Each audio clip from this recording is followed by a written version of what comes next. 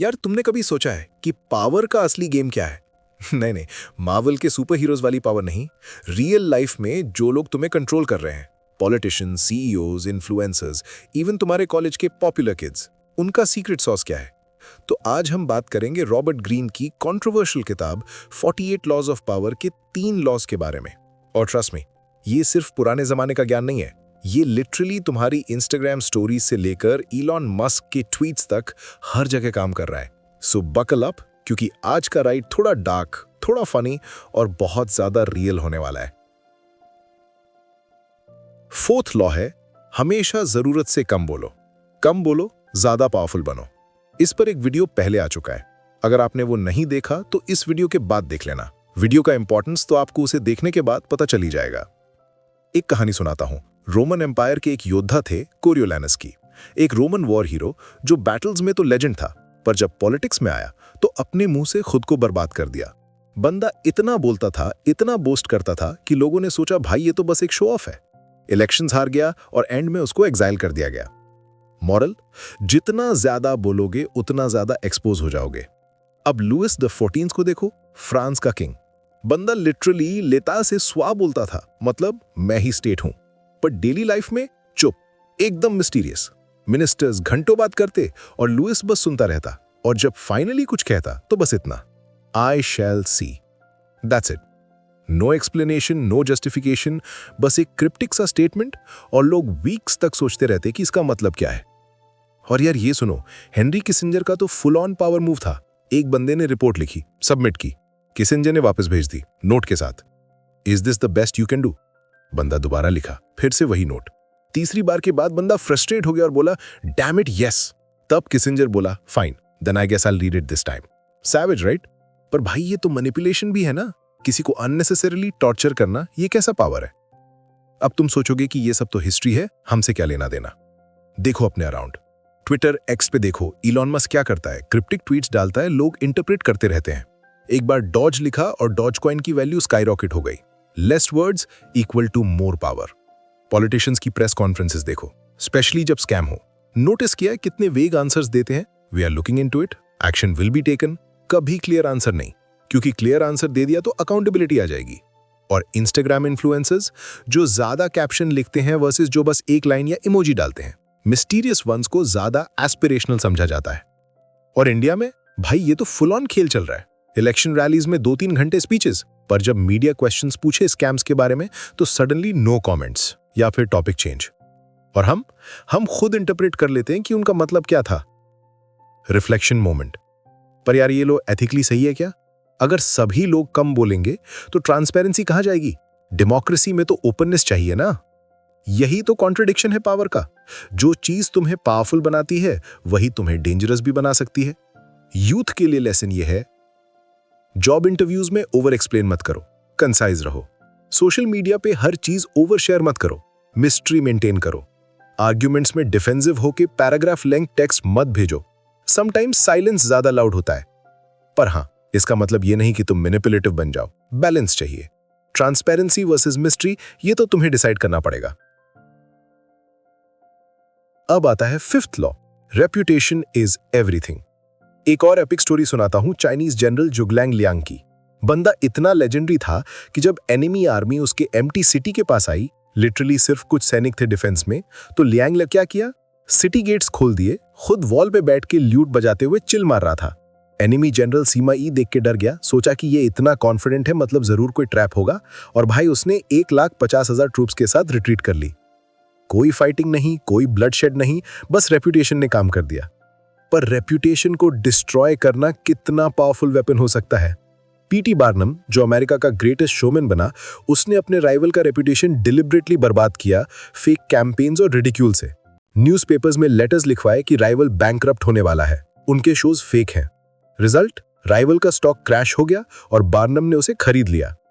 यार सुनो, ये मैनिपुलेशन और कैरेक्टर असैसिनेशन है, और आज इसको हम लोग कैंसिल कल्चर कहते हैं। और ये तो आज भी फुल स्विंग में है। ग्लोबली देखो, Depp versus Heard case, reputation war था प्योर, पब्लिक ओपिनियन स्विंग्स करती रही। मस्क वर्सेस जकरबर्ग, दोनों अपने रेप्यूटेशन को गार्ड कर रहे हैं, एक दूसरे को इनडायरेक्टली मॉक कर रहे हैं। और ट्रंप का एंटायर पॉलिटिकल करियर बंदे ने कंट्रोवर्शियल रेपुटेशन बनाया और लोग लव हिम और हेट हिम पर इग्नोर नहीं कर सकते। इंडिया में देखो, बॉलीवुड ड्रग्स केस, कितने करियर बर्बाद हो गए मेयर एलिगेशन से। रेपुटेशन गया तो सब कुछ गया। पॉलिटिकल स्मीयर कैंपेन्स, इलेक्शंस के टाइम कितने फेक न्यूज और प्रोपेगेंडा चलते हैं ओपोनेंट्स की रेपुटेशन खराब करने के लिए। कैंसिल कल्चर, एक गलत ट्वीट, एक पुराना वीडियो और बस भाई करियर ओवर। तन्मय भाट, मुनव्वर फरूकी, सबको फेस करना पड़ा। पर यार, क्या ये सही है? अगर रेपुटेशन इतनी इंपॉर्टेंट है तो जेन्युइन मिस्टेक्स के लिए स्पेस नहीं है क्या? लोग ग्रो नहीं कर सकते? पॉइंट है कि पावर गेम रूथलेस है, पर क्या हमें उस गेम में पार्टिसिपेट करना चाहिए?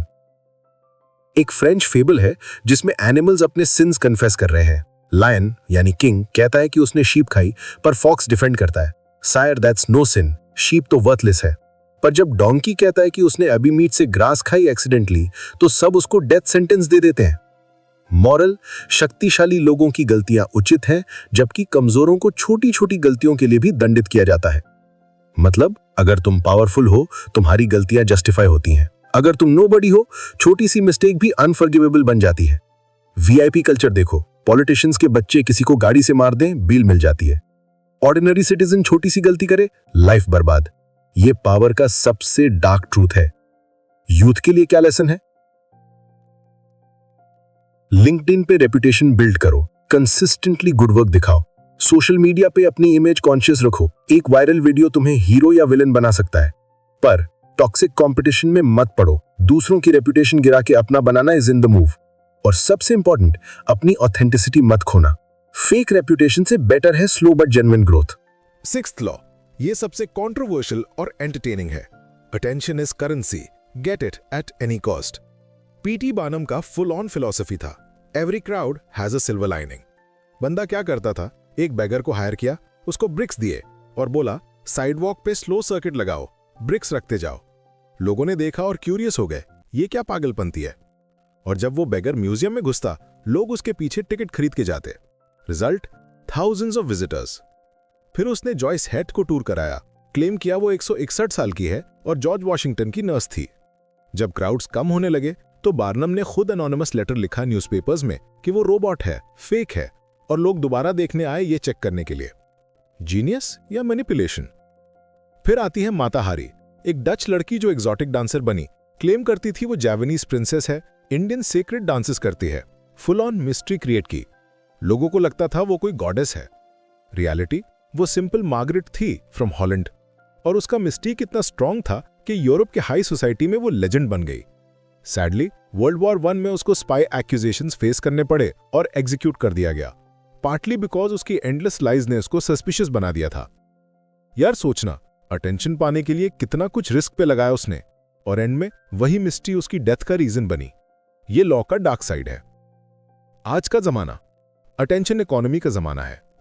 एंड्रू टेट, बंदा कंट्रोवर्शियल टेक्स देता है, कैंसिल होता है, फिर भी रेलेवेंट रहता है। नेगेटिव अटेंशन भी अटेंशन है। Kim Kardashian, literally sex tape से फेम मिली, अब बिलियनर है, scandal is equal to currency. Logan Paul, KSI, outrageous stunts, controversies और अब successful businessman. Urfi Javed, bizarre outfits, trolling face करती है पर रेलेवेंट है। लोगों को पसंद हो या ना हो, लोग बात तो कर रहे हैं। Kangana Ranaut, political controversies, Twitter Wars, सब कैलकुलेटेड मूव्स हैं अटेंशन के लिए। Carry Minati, roast videos, controversies और मैसिव फॉलोइंग। और यार हम सब भी तो वही कर रहे हैं ना। इंस्टाग्राम रील्स में क्रिंज कंटेंट डालते हैं वायरल होने के लिए, लिंक्डइन पे हम्बल ब्रैक्स करते हैं, ट्विटर पे हॉट टेक्स्ट देते हैं एंगेजमेंट के लिए। We are all mini Barnums now. पर एक इंपॉर्टेंट रिवर्सल है, sometimes mystery should be pulled back. Lola Montez का एग्जाम्पल है, शी वॉज अ सेडक्ट्रेस जो किंग्स की मिस्ट्रेस थी, पर एक बार उसने क्वीन विक्टोरिया के सामने लेट एंट्री मारी, trying to steal attention. Result, society ने उसको कंप्लीटली बॉयकॉट कर दिया। Lesson, know when to withdraw. अगर तुम कॉन्स्टेंटली स्पॉटलाइट में रहोगे, स्पेशली जब कोई पावरफुल पर्सन प्रेजेंट हो, तो तुम्हारा डाउनफॉल सर्टेन है। बॉलीवुड में ओवर एक्सपोजर की प्रॉब्लम होती है। हर शो में आओ, हर इंटरव्यू दो, लोग बोर हो जाते हैं। पॉलिटिक्स में भी जब ऑपोजिशन लीडर्स हर चीज पे रिएक्ट करते हैं, क्रेडिबिलिटी लूज होती है। यार पर real talk, attention at all cost वाला फिलॉसफी कितना टॉक्सिक है। Youth already anxiety, depression face कर रहा है because of comparison culture, constant need for validation, likes, comments, shares, FOMO, fear of missing out, performative activism for clout, क्या यही power है या फिर ये मेंटल हेल्थ का ट्रेड ऑफ है? ये बुक पावर के लिए स्ट्रैटेजीज देता है, पर ये नहीं बोलता कि एट व्हाट पर्सनल कॉस्ट। देखो, ये लॉज वर्क करते हैं, हिस्ट्री और प्रेजेंट दोनों में दिखाई देता है, but manipulation versus strategy, line कहां है? Short term power versus long term peace, क्या चाहिए तुम्हें? सक्सेस एट एनी कॉस्ट, क्या यह सस्टेनेबल है? राइटर खुद डिस्क्लेमर देता है कि ये लॉज ए मॉरल है, neither good nor bad, just effective. पर भाई, इफेक्टिवनेस इक्वल टू मोरालिटी नहीं है। तो यार 48 लॉज ऑफ पावर पढ़ के लगता है जैसे तुमने चीट कोड्स देख लिए हैं लाइफ के, पर रियलिटी ये है, पावर एक डबल एज स्वॉर्ड है। कम बोलोगे तो मिस्टीरियस लगोगे, पर इनएक्सेसिबल भी। रेपुटेशन गार्ड करोगे तो रिस्पेक्ट मिलेगी, पर कैंसिल कल्चर का शिकार भी बन सकते हो। अटेंशन लोगे तो रेलेवेंट रहोगे, पर मेंटल पीस खो दोगे। इंडियन कॉन्टेक्स्ट में स्पेशली, जहां कलेक्टिविस्ट कल्चर है, फैमिली प्रेशर है, सोसाइटल एक्सपेक्टेशंस हैं, ये इंडिविजुअलिस्टिक रूथलेस स्ट्रैटेजीज अडॉप्ट करना ज्यादा कॉम्प्लिकेटेड है। और यूथ के लिए तो और भी ट्रिकी है। वी आर द जनरेशन जो ऑथेंटिसिटी वैल्यू करता है, मेंटल हेल्थ अवेयरनेस है और टॉक्सिक हसल कल्चर को रिजेक्ट करना चाहता है।